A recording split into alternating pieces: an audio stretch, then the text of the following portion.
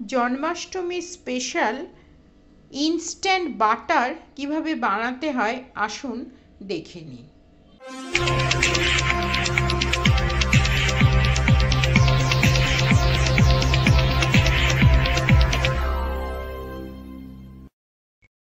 নমস্কার, আমি পারমিতা, পারমিতার পাকঘরে আপনাদের সবাইকে স্বাগত।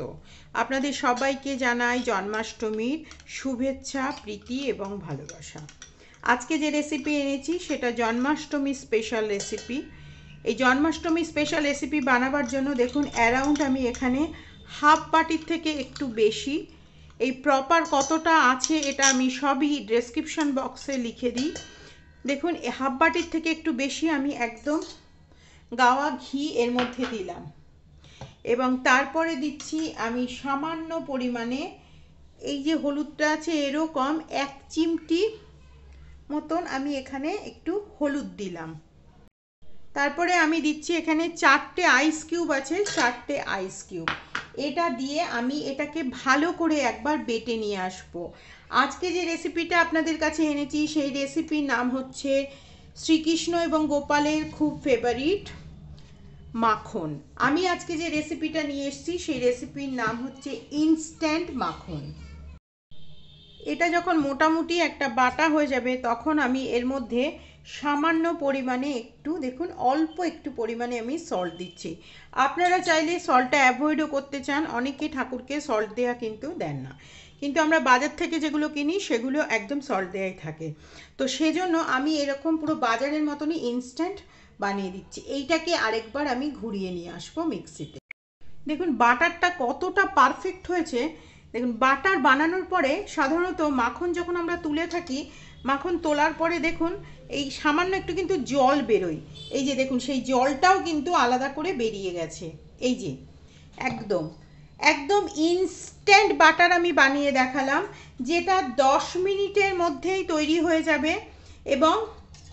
এবং সেইটা আপনারা বাড়িতে যদি বাটার না থাকে ইনস্ট্যান্ট বাটার বানিয়েও নিতে পারেন, অথবা আপনারা বাটারটা বানিয়ে আমি যেরকম এই বাটারটা একদম বাড়িতে ফ্রেশ বাটারটা বানালাম, যে বাটারটা আমি আমার গোপালকে প্রসাদ হিসেবে দেব।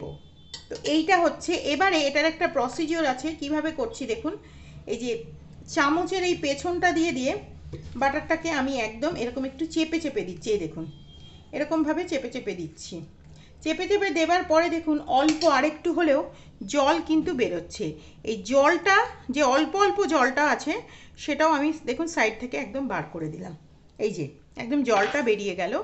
এবারে এই বাটারটাকে আমি একটা ফয়েল পেপার দিয়ে, যেহেতু আমি এটা আপনারা টিফিন বক্সের মধ্যেও কিন্তু জমাতে পারেন, কিন্তু আমি যেহেতু এটা ঠাকুরকে দেব, গোপালকে দেব, সেজন্য আমি এই ঠাকুরের বাটির মধ্যে দিলাম। দিয়ে এটাকে আমি এইভাবে ঢাকা দিয়ে 1 ঘন্টা মতন আমি এটাকে একদম নর্মাল ফ্রিজের মধ্যে রেখে দেব। প্রায় আমি 1 ঘন্টা 10-15 মিনিট মতন আমি রেখে দিয়েছিলাম। এবারে এটা আমি খুলছি। দেখুন কত সুন্দর একটা মাখন কিন্তু পারফেক্ট তৈরি হয়ে গেছে। এই যে দেখুন একদম পারফেক্ট একটা মাখন তৈরি হয়ে গেছে। এই যে একদম পারফেক্ট একটা মাখন তৈরি হয়ে গেছে। এই হলো আমার জন্মাষ্টমী স্পেশাল রেসিপি, যে রেসিপির নাম হচ্ছে ইনস্ট্যান্ট বাটার, আর তার সাথে হচ্ছে মিছরি, মাখন মিছরি। এই হচ্ছে আমার আজকের রেসিপি।